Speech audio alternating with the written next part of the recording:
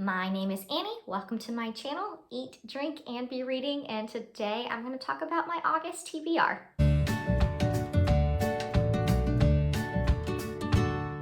Well guys, enjoy this view. It is my last video that I'm filming at my in-laws' house. We are going home after like 6 weeks of being in New Hampshire, heading back to the 100 degrees of North Carolina.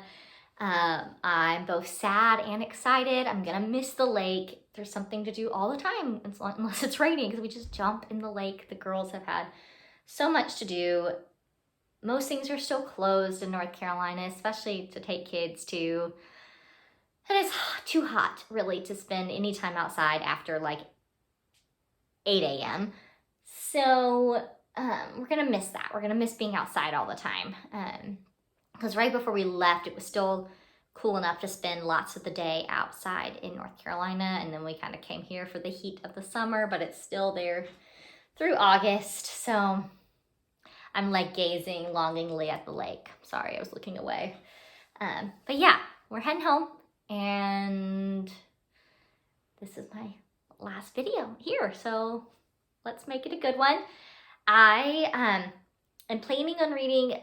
Most of the books I'm planning on reading, I think really have a summer feel to them. Either they take place in Alabama or Florida where it's very hot, or it's about a vacation some people take in the summer. And so I try to fit those in August when it is hot and it's the end of summer. Really, in North Carolina, will kind of go through September, but the real heat of the summer. So I'm excited about that. But the first book is not one of those. The first book is With the Fire on High by Elizabeth Acevedo. I'm reading this because it came available from my library. I've had it on hold for several months, and the ebook came available at the end of Reading Rush. I was finishing up some of those books. Had another book that came available during Reading Rush that I read first from my library.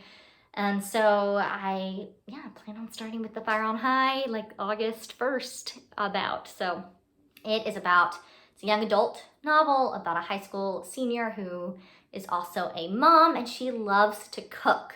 She assumes it's something she can't do, can't actually pursue because of the other pressures in her life and the other things that just take up time and need her focus and attention, but she's really, really talented. And that's really all I know about it. People are talking about it everywhere. I've wanted to read it for a long time, and I just kept forgetting to put it on hold. And I finally did it a few months ago, and it's here. And it's young adult, which I love. It's about cooking, which I love. So it sounds kind of perfect. And I've read very little with the main character, or really any character that is a teenage parent. That's just not something I read a lot about. And so I'm excited for that one. And I'm a little nervous that I'm not going to love it because I'm really expecting to love it. And the next book is The Almost Sisters by Joshilyn Jackson. This is Southern fiction. Takes place in Alabama. Despite growing up in the South and living in the South, I've read very little Southern fiction. So I'm excited for this one. Anne Bogle from Modern Mrs. Darcy raves about this book and about Joshilyn Jackson. So I'm hoping it'll be good. It's about two sisters, one who becomes unexpectedly pregnant, one whose marriage is falling apart, and Leah, the one who I think is the one who becomes pregnant, she goes back home to Alabama and finds out her grandmother has dementia and is searching through her grandmother's attic, cleaning it out, finds something that is this big old family secret from like the Civil War era that could change everything. All I know, and I'm really excited to read it. I've had it on my Kindle for a few years, and I just haven't done it. I'm excited to finally. Number 3 is Florida by Lauren Groff. This is a short story collection. All the stories take place in Florida. Again, another book that seems kind of perfect for the heat of August, and I'm hoping that, just the miserable heat of North Carolina will actually make me feel like I'm in Florida a little bit. I don't know much about it other than that. I've heard some great reviews about it, and I want to read more short story collections. I enjoy them, so I'm hoping it'll be great. The fourth book I plan on reading is The River by Peter Heller. This was Anne Bogle again, Modern Mrs. Darcy, What Should I Read Next? It was her favorite book she read last year. I bought it when she said that, and I just never picked it up last year, and so I'm gonna read it this year. It's about two college friends on a canoe trip in Canada.